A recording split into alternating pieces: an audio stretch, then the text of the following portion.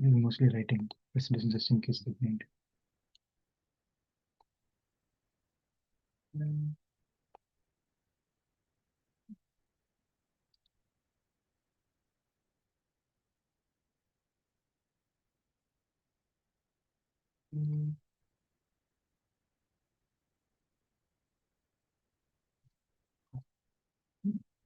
One trolled.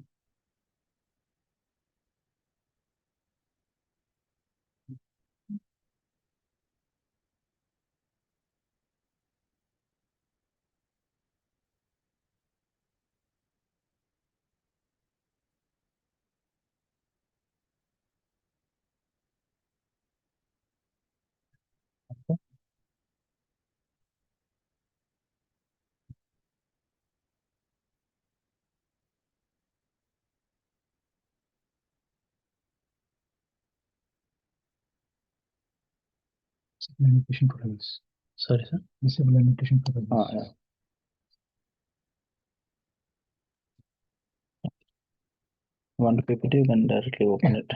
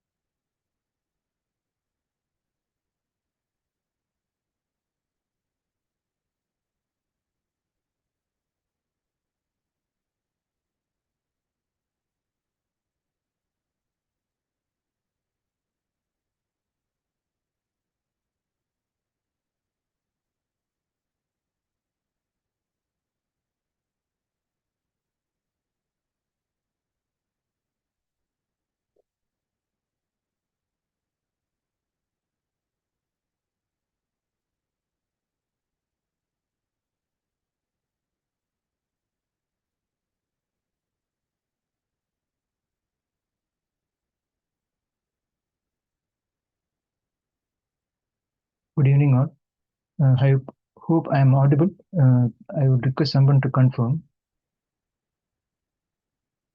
Hello. Sir, you're audible. Thank you. So this discussion primarily will be about that lecture we had in week 5 that is mostly on orbits. I'll give just a brief recap and probably we'll open for any questions you may have. There are some limitations too from the mathematical background students are expected, so we won't be able to go in detail, but nevertheless we'll try to convey the important ideas. So primary objective of the lecture was to tell you or convey the different orbits that are possible, um, how the velocities determine the initial velocity which is the object is projected, determine which orbit it will take, and so on. I will start with the basic concept that this is a quick recap, the salient points, then we can get into discussions. The whole idea was centered about the gravitational force. There are two bodies.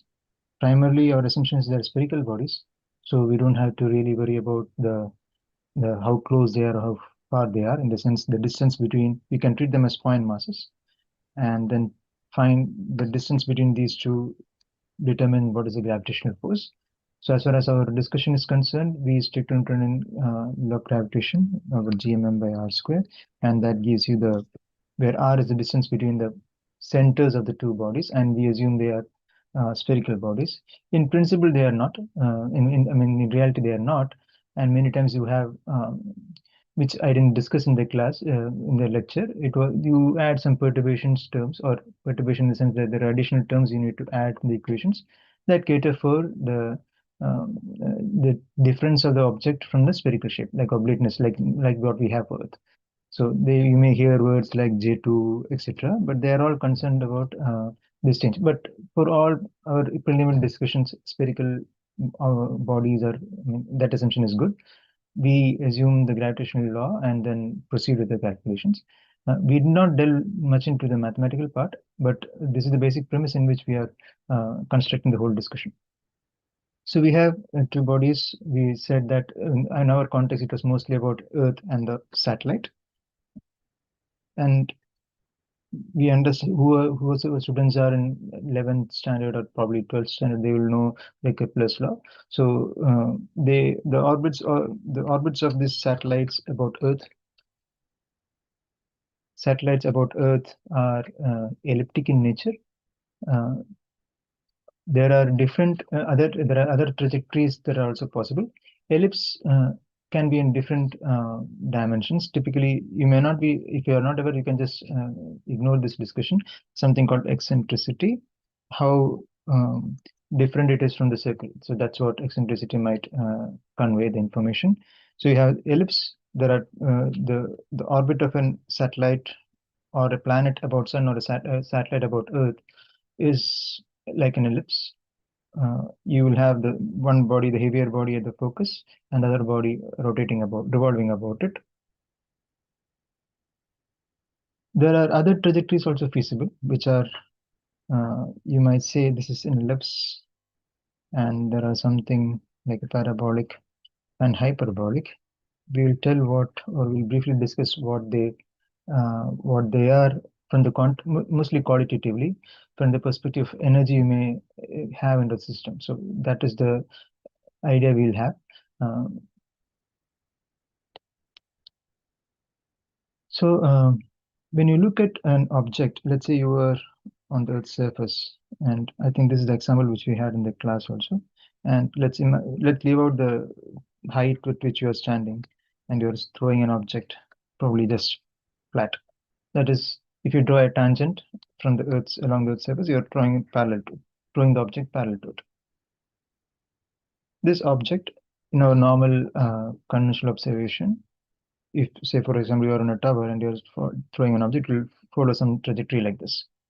And our understanding is that as you increase, at least from our visual observation, since we will see only flat surface, you are on the curved surface of the Earth, but since your dimensions are very small compared to the Earth's radius, you will feel that it's a flat Earth, and wherever you're throwing, you see such a shape.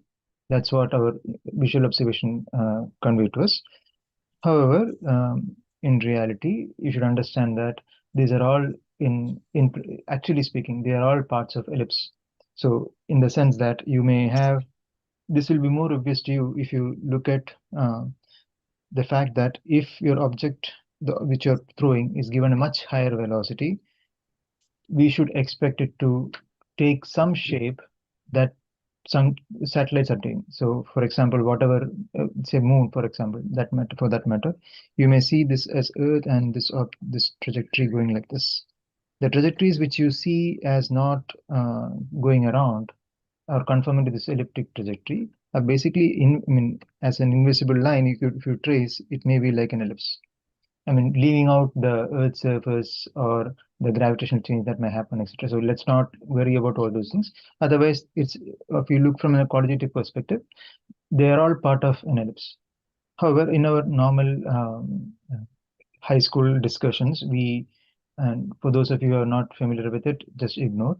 You take that motion in two dimensions with a object that is thrown at a velocity u at an angle theta. You typically ignore drag in all our discussions. So, and you take one component of the velocity, or if you're not familiar with vectors, just think that there is some part of the velocity that makes the object move in the horizontal direction and some part that allows you to go in the vertical direction. If the angle what you marked here as theta was 90 degree, you are talking about object being vertically thrown up and then it comes down vertically. If you're talking about theta 0, you're throwing an object just flat of the Earth's surface or the parallel to the Earth's surface. So if you have it in some angle theta, you will have the object going at in some trajectory and hitting back the surface. So this trajectory which you are drawn here typically is derived in schools by considering that your x velocity is u cos theta in the initial time, and since there is no force that retards the motion along the x direction because gravity is acting in the vertical direction, you consider u cos theta into t as your x because it's a constant speed. When it comes to y, we say that u sin theta is the initial velocity, and so since uh, you would have studied Newton's law, so I am presuming that you will also study the three rules you would have, formulas you would have learned. For uniform acceleration, remember, it's for uniform acceleration. You have u plus at is v, that is the final velocity is initial velocity plus acceleration into time. So if you have an object traveling initially at a velocity u and its acceleration, which is the rate at which the speed increases or decreases, is a, then the a into time t will give you the new velocity. So that is one. You also have distance traveled is ut plus half at square, and you also have v square plus 2as.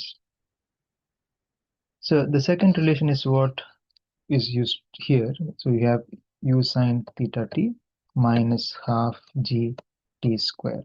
G is the gravitational constant, sorry, the 9.81 uh, acceleration due to gravity. I am assuming that most of you are aware of it. U sine theta is the velocity that is in the horizontal, sorry, vertical direction at the initial time. It can change, the vertical component of velocity can change in with respect to time because there is an acceleration g that will move along as per this law.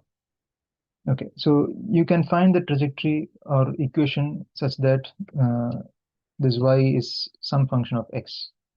That is quite easy to do. You just have to replace u sine theta and time will change as x by u cos theta.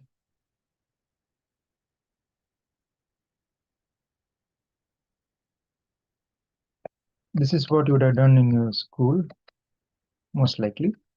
And since the form of the equation is such that you have an x and an x squared, you would have been taught that it is a parabola, which is correct. There is no mistake in it. But you should understand that this is being from the context of a flat Earth, and you are ignoring the change in gravity. If you consider this from a larger scale, that is, your velocity is much higher, then and the curvature of the Earth need to be considered. You need to revise these equations. When you do that, you will understand that what you are seeing is only a part of the problem. The actual solution would be, and it's most often that will be the case. Only when you exceed the energy limits compared to the escape velocity, which also we briefly discussed, the object may get into a parabolic or a hyperbolic trajectory. Hyperbolic trajectory is where the object can escape the field of gravity of the Earth. When we say escape the field of gravity, we should understand that there is nothing like a limit. Your Earth's gravitational field extends till infinity. There is no way you can say there is some region where it is not there. Just that it decreases with time, with distance, and at some point it's practically negligible. For all practical reasons, you can ignore the gravitational field of Earth. So that's the distance we talk about when you say that's outside the Earth's gravitational field. Whenever you talk about hyperbolic trajectories, we also say that there's the excess speed it has. That is when it reaches very far out. That is, you can think that there is a sphere of influence where the Earth's gravity is there. How much or what distance is question? I mean, it's up to the user how much or what he's talking about. Once that is outside it, whatever speed it has, it will just maintain that speed and go ahead, assuming there are no other heavenly bodies near to it. So that excess speed is what hyperbolic trajectories are. If you're projecting an object from Earth's surface, um, so if you so whenever to talk about potential energy, it's usually given a negative sign. The idea is that you have to do work, or you have to spend some energy, or you have to do work so that you can take the object from Earth's surface to infinity. So that is why you have negative potential energy, and which also means that when you want to compensate for the potential energy, what it has, when it get take it to zero potential energy, that's negative to zero, you will need to put energy into system. That is, you are giving kinetic energy to the object. So this kinetic energy, if it is equal to the magnitude of this negative potential energy, that's where we say about the escape velocity. The escape velocity is 11.4 kilometer per second, I mean, approximately if you work it out. But there are some things you should be clear about. When you say about escape velocity, we ignore the drag, of course. Second thing is, more importantly, it is it is a one-shot velocity. I mean, you are not pumping any more energy into the system. You should not be under the impression that rockets are propelled at this velocity from the beginning. That's not a scenario because you are continuously giving energy to the system in such cases. So whenever we talk about only once, energy being given only once, we need energy, kinetic energy, sufficient enough to compensate with the negative potential it has on the surface of Earth, which corresponds to 11.4 of course assuming there is no gravity. In the lecture, I had also asked a question that if suppose we know about this part, that if you're projecting an object from the Earth's surface, it need to be given at 11.4. Now, I'm just inverting the problem and asking you, suppose you are at infinity, that is very far from the Earth's surface. You can think it on slightly different way. You are on a tower, and from here you are just dropping about. You're just dropping. You're not throwing. You're not giving an initial velocity. You're just dropping. Zero. Velocity here is zero. You know that the speed at which it will hit the ground, suppose this height is h, would be g.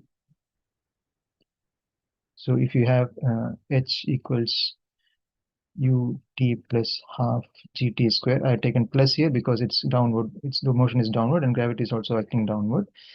Zero is the initial velocity, so here half gt square. Time would be root of 2h by g. If you are looking from the final velocity, you will have v square equals u square minus or plus 2gs in this case. So v will be equal to root of 2gh.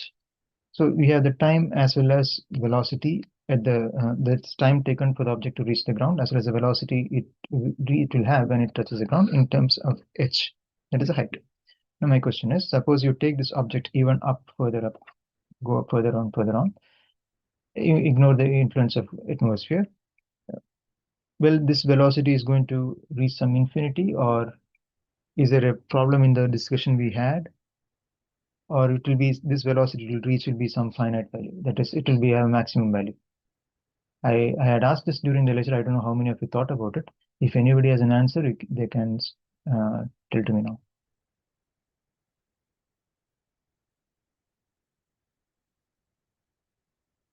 Anyone? If question is not clear, you can tell me. Let me check with TA whether he understood the question. Question is clear, right? Okay. When height increases to infinity, yeah, what will be the velocity at which the object will reach the ground? What's your thought on the velocity, whether it will increase, decrease, or remain same? Or Well, any other it will interpretation? go to infinity, or it will be some finite value.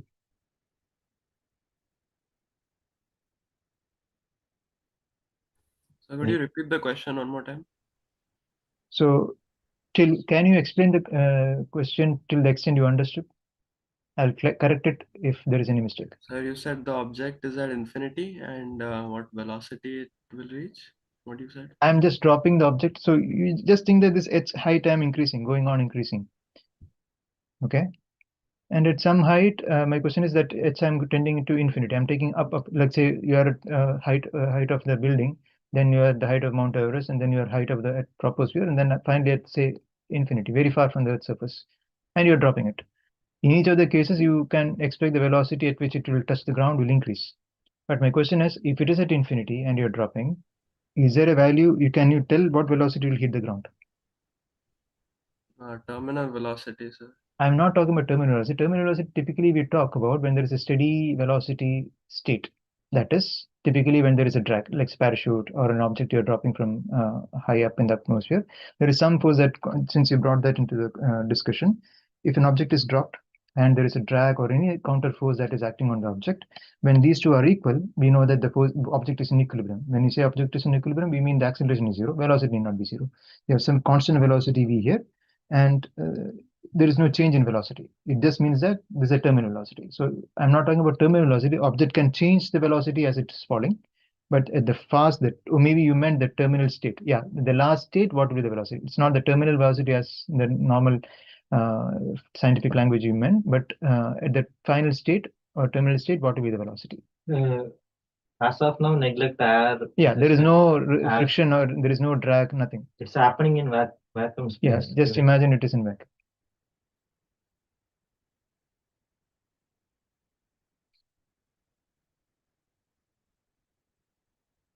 You can try, even if it's wrong answer, you can try. Yeah, please go ahead. Even if you make a mistake, there is absolutely no problem. Sir, what I think is that if the object is like point sized and has no mass, then it will reach the speed of light.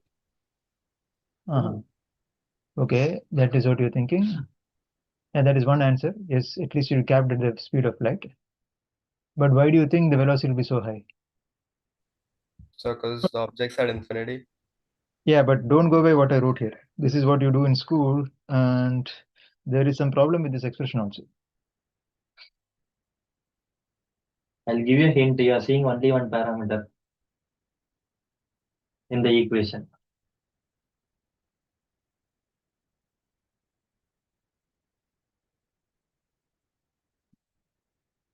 Okay, there is something that is constant throughout the flight. What is constant? Whether you're throwing from down to top or top to down, something is constant. Acceleration by gravity. That Ah, is that wrong. is wrong. That is the wrong. That is what the T was saying. That parameter that you took here, acceleration is constant. Same But, escape velocity, sir. huh? What is it? The escape velocity, sir. What? When it reaches the Ground. Correct. Can you explain why? Sir, because when we throw up in the example of bullet, I have studied, sir. Sorry? When the bullet I am Chandrasekhar, sir. Yeah, please go ahead. What? Sir, I have studied that same thing in the example of bullet, sir. When we shoot up in the sky, the potential energy changes into kinetic energy, which comes in the same speed to the ground, sir. Oh, okay. So what you are saying is, if I'm not wrong, if I'm shooting an object from here at some velocity v, it will reach some height and then come back and reach it at the same velocity v. Correct? Yes, sir. And what you're saying is, since I'm far off from a point, if I'm dropping here at 0, the energy, if I'm shooting up and it's going to infinity and then coming back, since this point will be reached only if it's escape velocity, I should get back here at escape velocity. Is that right? Yes, sir. Yeah, that is correct. Yes, sir. So what was constant for this Is it flight? correct, sir? That is correct. Good. What was it? What Thank you, sir. was constant in this whole in the whole path? Can you tell me that also? Uh-huh. What was constant? There is something that is constant throughout this flight. Gravity. No, The gravity. that is what the G is not constant. G will change with respect to height, because what you say as G here is the force divided by mass m. At infinity, it becomes 0, sir. Gravity. What becomes 0? Gravity will become 0. But my question is, what is constant throughout this flight? That is my question. Something is constant. What did you do to get that velocity is what is constant. Correct. So may I answer? Yeah, please. Is it acceleration due to gravity? No, No. because acceleration due to gravity is effectively this gm by r square. Correct? M being the mass of Earth. Because the force by mass is the acceleration which you're talking about, which gm by r square when r is the distance. So it would have been r plus h whole square. R is the radius of Earth, h is the distance from the surface of Earth. So that is not going to be constant when h is changing. Okay. The mass of the object, sir? That is constant, of course, yes. Assumption, true. Mass of Earth also is constant, nothing changing. Some quantity, it's not a parameter, it's some quantity is constant. Something is conserved. What is conserved?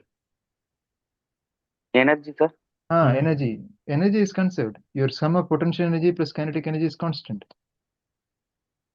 So what you had as potential energy here at the point where you're projecting will be kinetic energy is there, potential energy is there. This is same as here, whatever you have it here.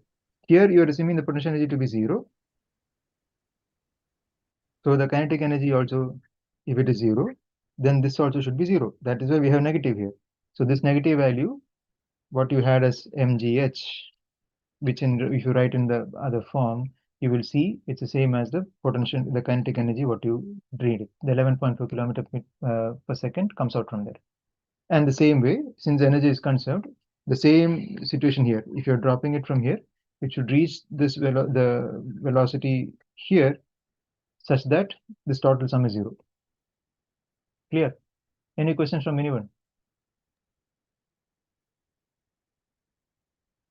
So in this particular case, throughout the energy would have been 0.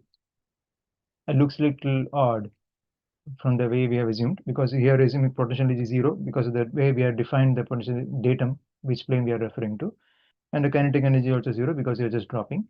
And here your potential energy is going to negative and kinetic energy will be positive, but the sum will be 0. Any questions from anyone? And one more point to add, there are no perfect zeros in here. Yeah, They yeah, are correct. just negligible. Yeah, negligibly small. So there's very far from the, that's why I said in the spherical, where we are talking about a sphere of influence. There is some place where we're assuming, okay, that's practically zero. It's almost reached zero. So there is maybe like 1 trillionth or whatever. So it is, you can just ignore it. So that is the point which you're talking about as infinity. So these are called engineering assumptions. When we go to science, we assume not everything is zero, but when in engineering, when it's negligible, we assume it to be zero. Any questions? Okay. Now we're talking about the projectile motion. As we said, as we increase the velocities, it can go to elliptic paths.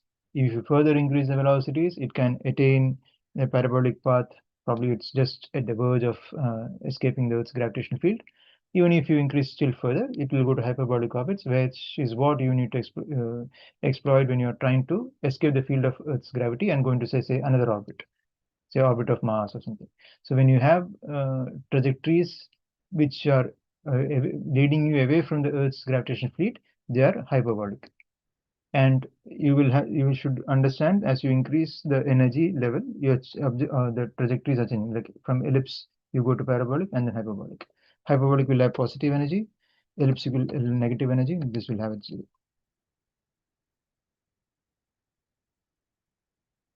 Okay. Any questions? Okay. Not only on this, anything on the lecture, if you have questions, you can ask. Sir, I'm Chandrasekhar. I can ask my doubt. Please go ahead. Sir, my doubt is on general, sir. Why was the moon was continuously per year it moving 3 centimeter away, sir, from Earth? Astrophysics. This is not so.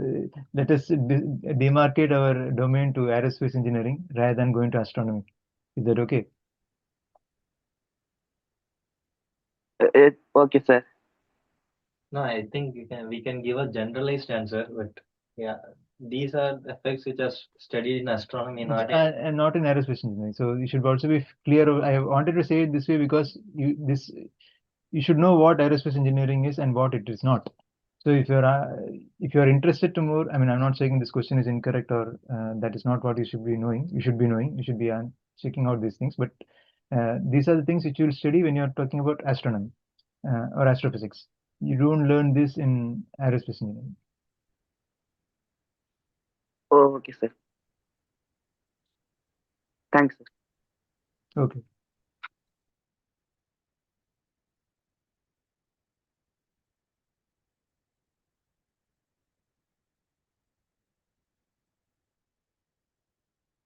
Any other questions?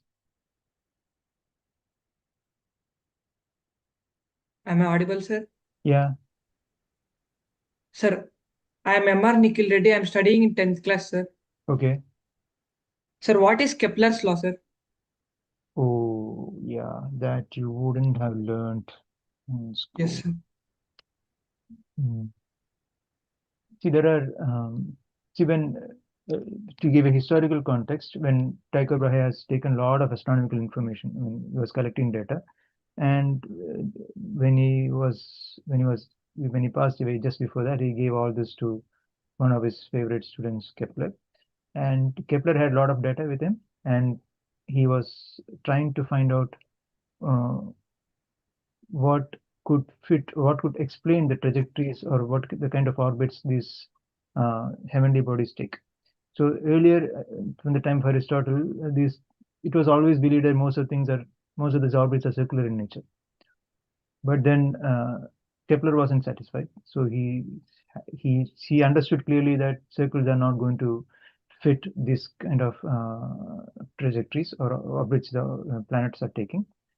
And he made several attempts, and he finally understood that ellipses are the correct shapes in which the planets move. That was one law. Then there is about Kepler's laws are actually a consequence of Newton's gravitational field.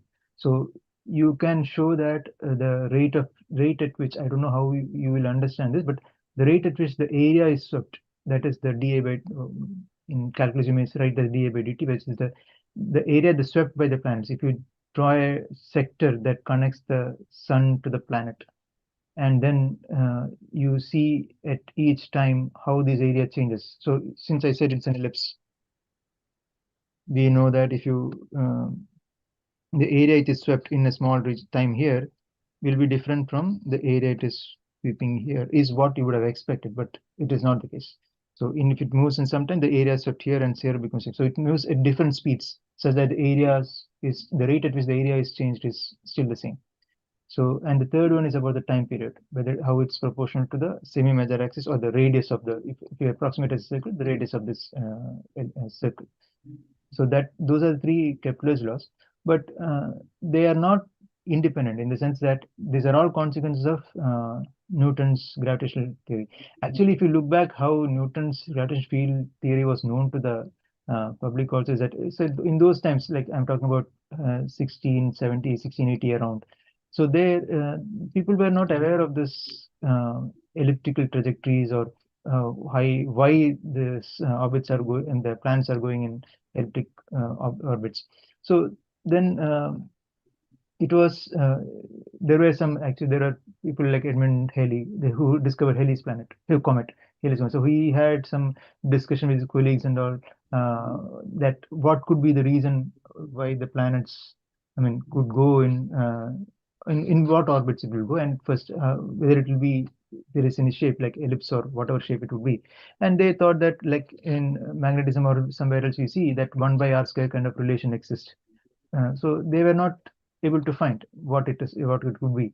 And apparently when Halley went to Cambridge, he asked Newton that if these laws, that is was 1 by r square, what orbit it would be. Then Newton spontaneously told that, okay, no, it is obviously it is an ellipse shape. I had worked out some few several years back, and I can take it and get the calculations to you. He has calculated. So thing was, he has worked out those things 20 years before, and it took those discussions to bring that to the public domain. So things were not, I mean, people did not know about these things. So what they knew was probably at best what Kepler said, but all those were just consequence of this GMM by r square gravitational rule which Newton brought in. So it can be directly proved from, if you assume that gravitational field force is GMM by r square, you can show Kepler's law directly follows from there. I am pretty sure you will learn this in your 11th standard in the physics classes, how the Kepler's laws can be derived from Newton gravitational rule or law. I don't know whether I answered or satisfied your query, but I hope Yes, so. sir. Okay. Yes, sir. Sir, another question, sir. Yeah.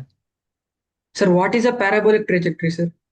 That is another problem because you have not studied coordinate geometry, which should come across in your 11th and 12th again.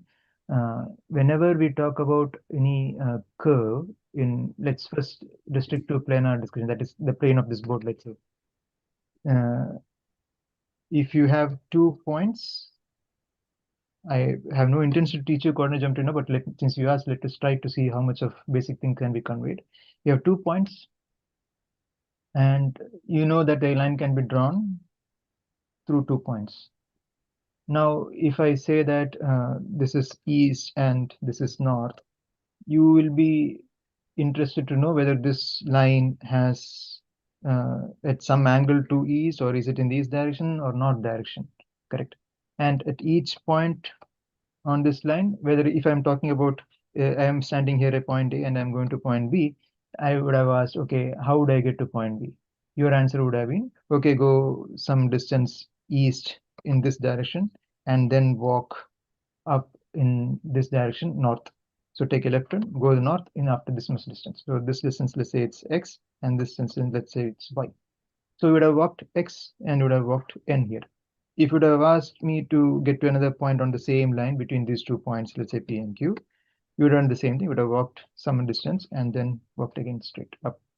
But you know from simple geometry that the ratio of this point, this distance, and the ratio of this distance would have been the same, correct?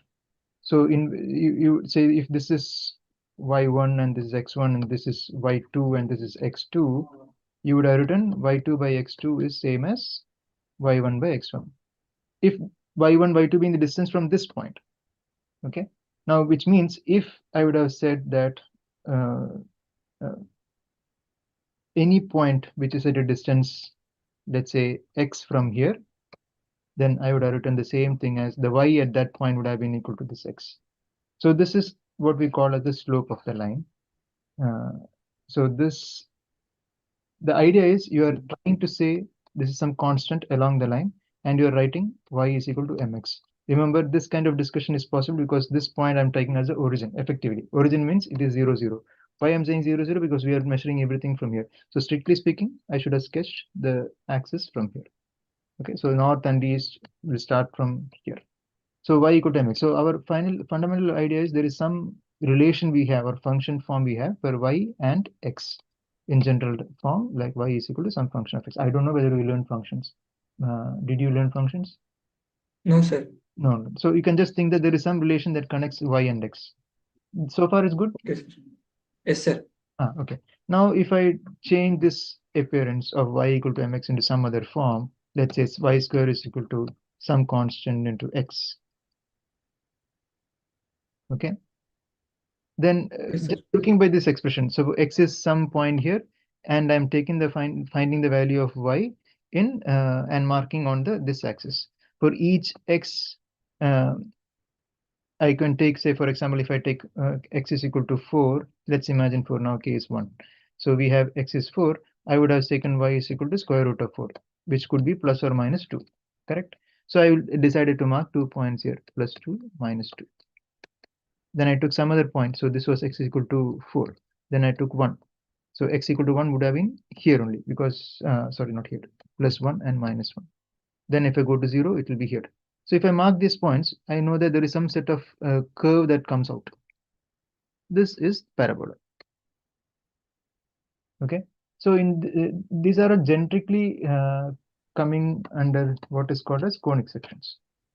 That is, if you take a cone and if you pass a plane through it, there are different shapes that comes in the boundary, and this depending on what it's cut, full cut, etc. You learn this in detail. It takes you to ellipse, parabola, or hyperbola. A generic equation what we have for the motion of an object in gravitational field gives you solutions as these conic sections. So this will be one of them. So parabola is one.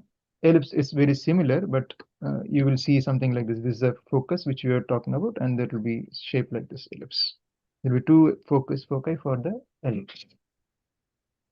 Did I answer your Yes, question? sir. Yes, sir. Okay. Thanks, sir. Okay. Anybody else? Any other questions? No, please go ahead. Just because I said that astronomy, aerospace are different, don't worry that you go ahead. If the question is not in aerospace, we won't answer. If it is, we will answer. So please go ahead. The boundary is not that clear. Sir, I Yeah, can ask my question. sure, go ahead. Sir, what is the difference between the geo and polar satellites, sir? Why we want the two types, sir, So instead of single? geostationary satellites refer to those that have 24 hours of, not 24 hours, slightly different. They come, their rate, the rotation about the Earth is the same time period as that of Earth. So in that context, you should also understand that the 24 hours which talk about is the time taken by the Earth to not go around once, to come to the same location where the sun is. So that is how this 24 hours coming. So we don't, when you look at geostation, time may be slightly different. But the idea is, if you look from that perspective, if you project, if you draw a line from the center of Earth to the satellite in geostationary, it will cut the Earth's surface at one point, and that will remain the same. So this point, actually, if you really look that way, the point where the line cuts the Earth's surface is and how that is tracing or how that moves along the Earth's surface is called the ground track. The terminology is ground track. So this ground track for normal planets like polar orbits, especially which are low Earth orbits, they will be having something like a sinusoid sine curve on the Earth's surface. or any orbit for that matter. So if you have geostationary, it will be like a point. It will, since the period of the polar orbits usually have much smaller period. They will go around the Earth multiple times in one day, and geostationary, as I said, it goes only once. The ideas are different. For geostationary, you want it at only one. You want focus at one place. Polar orbits, you want to have multiple uh, orbits, multiple revolutions in one day. I think in a presentation we are given different applications also. You can probably check it. But the fundamental goal is geostationary, and fundamental idea concept behind geostationary and polar is one stays at about one point throughout, other one goes and scans the whole Earth's surface. There is one more thing we should particularly understand when you talk about geostationary orbit. So if you look at the locations from where you project or you fire the rockets to that takes these satellites, they are usually done from a orbits or locations which are latitudes that are close to the equator. That is like Sriharikota, that's like 13 degree or something. So it is very close to the Earth equator. And ideally, one may have preferred to have as close as possible to the equator. The reason is, if any orbit, let's say, you also should know that most of the time when you fire or you project it, you do it along the same direction of the Earth's rotation, so that you get the Earth's rotation, Earth's speed also along with it as an aid. Second thing is, if you take an orbit, let's say wherever you're projecting, the orbit it takes should be along the plane that will be in a plane that goes through the center of Earth as well as this point. Now, that actually gives a latitude. So the maximum inclination, there is something called inclination of the orbit. So the maximum inclination an orbit can get will be corresponding to this latitude. For geostationary, you would prefer to have it a zero inclination. So let's say above the equator, if you wish to have, it will be around the zero inclination. And if you are any maneuver which you want to make to change the inclination is a very expensive process, in the sense expensive in the sense of higher fuel consumption. So that is why you have most of the geostationary satellite being launched from locations which are very close to the equator. I hope you understand the difference now between what is polar doesn't Yes, sir. Yes, sir. have limitation. Okay. Any other questions? Yes, sir. Understood, sir. Yes, sir. Another question is, why do in general, sir? In general, I'm asking, why do we launch the rockets in eastward, sir? Always. That is what I just mentioned. It's because of the Earth's rotation direction. So you get it's as good as you are moving on a train and you are throwing from the train. For an outside observer, you would have put the same effort, let's say, to get the velocity related to you, which is already has a velocity of the train. But for an outside observer, you would have projected it adding the speed of the train. Correct. So you have the additional velocity you will get from there. You can simplify way that should suffice to answer your question. I think so. Basically, Earth rotates in east to west direction. So if you are sorry, west to east, West to east. sorry, west to east direction. Eastwards. So we throw it in We the same throw it in direction. eastward direction so that In the same direction as Earth rotation. yeah. So velocity of Earth also adds up, and it's very less. So at the end, it's about energy and fuel consumption. So when we when we put the rocket in eastward direction and launch it in eastward direction, you get you have to spend less energy and less fuel compared to when you like launch it in west direction. So that's why we prefer it to be launched in east direction. Oh, okay, sir. Okay. Any other questions? Another question was, what is an orbital energy, sir? That whatever we discussed earlier, that the energy in the orbit, the object moved. These are all orbital energy only. So I spoke about in the straight line trajectory. The same applies to ellipse, parabola, and I think I also mentioned about which is positive, which is negative somewhere, I guess. Yeah, this is ellipse will be having a negative energy. Parabola will have an equal to zero. Hyperbola will have greater than zero energy. So that is energy. So we are assuming energy to be constant in an orbit. So when you say orbital energy, is whatever energy that is there in that orbit. So even if you look at orbital transfers, they're all pertaining to this energy changes only. So you change the energy of the orbit by give an additional energy to the object, it will change the orbit so that it maps to that energy or that energy level. Did I answer? Yes, sir. I got, sir.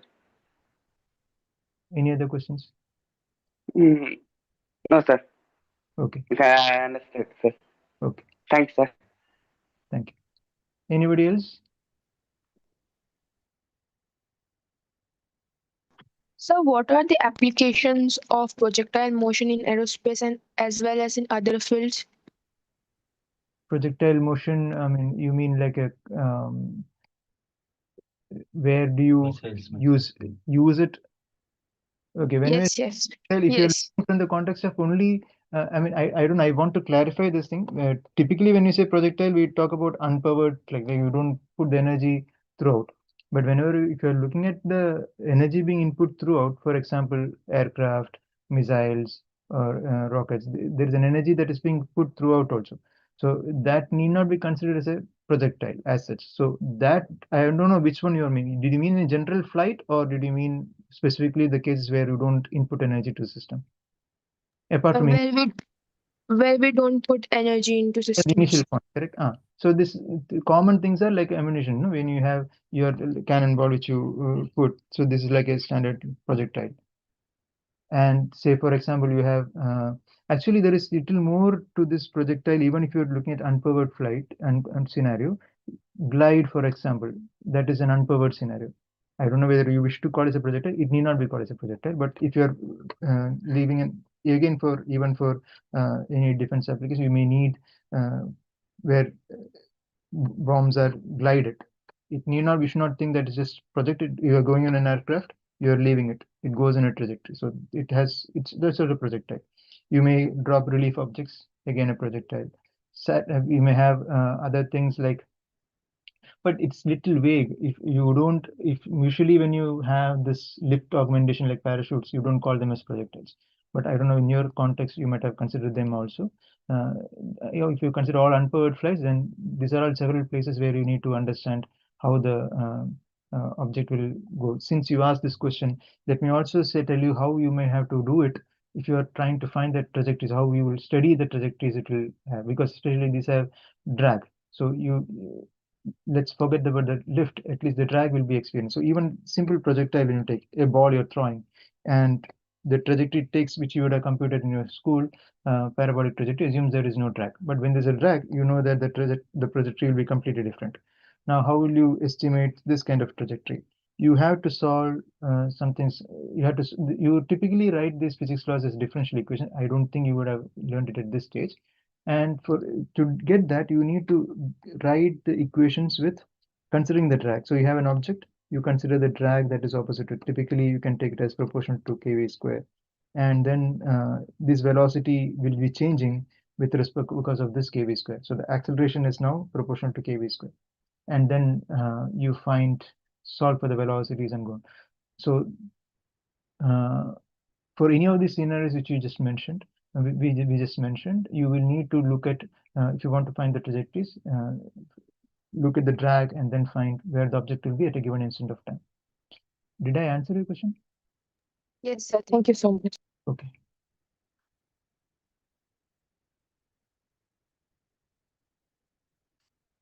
Anybody else? Sir, I have questions. Please go ahead. Sir, how do we know the location of a spacecraft, sir? So that is little more involved. I think I may have to skip because I did not talk about many things like how the orbit is determined. If you know the position and velocity, whether we can determine which orbit it is. So orbit estimation, I did not talk. I don't think I even talked in detail about how an orbit can be described. So these things I may have to postpone in this discussions because it require a little more mathematical ammunition to handle. Unless Tia, do you have any other simple ways to explain his question? So these questions may look easier, but the concept behind them are like kind of You like need some higher math tools. level You need some math tool to math tool. explain. But in general, like integration. Do you know I integration? don't think so. No, sir. No, Then it's very difficult. So basically, what it does is like you move at, let's say you are running and you're having a camera, okay, and somebody is taking pictures of you and then they are putting it together. So at that time, you might not be running at same speed, right? You might be running at different points at different speed. So at that point, so you find like with this speed, you will reach with this point. Maybe I will explain that thing. I mean, let's leave out the satellite's position and then come to what our TA was explanation was explaining. Let's look at only the object that is moving. So let's say the velocity is v. When it is constant, the distance travel, let's say, is v into t. Correct. So and let's imagine a small time is called as v delta t. So when object is traveling with delta t distance, the speed here was v delta t. This is one. Let's call this as time t1. The next time instant, let's say that delta t may be 0.01 seconds or whatever it may be. Then the speed changes to v2. Then that becomes delta t2. But this distance, when you add up, you know what the distance is. In the same way, for example, if you have a circle object, let's say an object is moving along the circle, it has moved an angle theta, let's call it delta theta, and for a time delta t, since r is the distance, I don't know whether you are aware of this way, where r delta theta will be the distance walked along the circumference. I presume you are aware of it. If not, it will be taught it in geometry. Angles are defined as the ratio of the arc length by the radius. So you have r delta theta into t. Then in the next time instant, you may have r can be taken as common, delta theta 2 into delta theta delta t2 and plus etc. So this gives you wherever you are, when you keep on adding up, you will get to know where the object is. If it is a constant speed, it's trivial. You can just put simply to delta t and go on. But as you know, even when somebody was asking about Kepler's law, we said the area steps are different at each location, which means the velocity also is going to change in the electric orbit, which would imply that you need to integrate, or integration is something like the summation to get to know where the object is at a given time. I know I am not answered. We are not answered to full satisfaction, but I hope some idea is given. Yes, sir. Okay.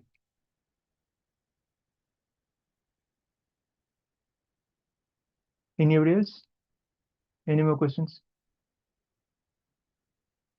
Sir, don't we do signal-based positioning? Oh, is that what the student was asking? No, he's asking a method for finding positioning. Yeah. Mathematically, this is the thing. Yeah, I did not understand what he was asking. But we can say like that also. Yeah, we can use other Methods. So methods this to is a mathematical method to calculate the position. But when it comes to reality, so what we do is like we send one signal and we receive the signal back. Okay. So we calculate the time delay on the time which it takes to go and come back. And based on that, the speed at which we send the signal, we know. Based on that, we calculate the position. So that is one method. So, there are a few methods like that to estimate the position and speed, or even speed of the satellites. Sir, is that same like sonar, sir? kind of. Yeah, kind of. Idea is similar. Concept is similar. Okay, sir.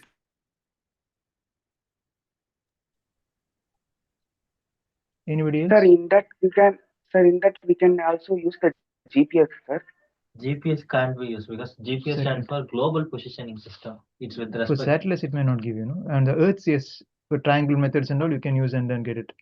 But similar concept can be used here. If you are sending from different positions, that can be done.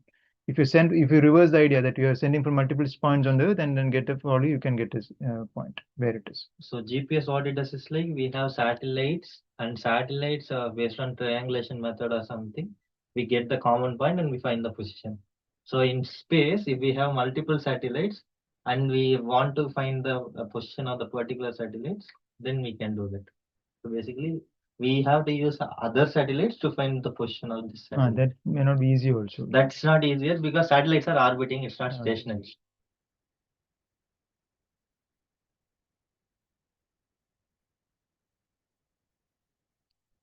Any other questions? Any other questions from anyone?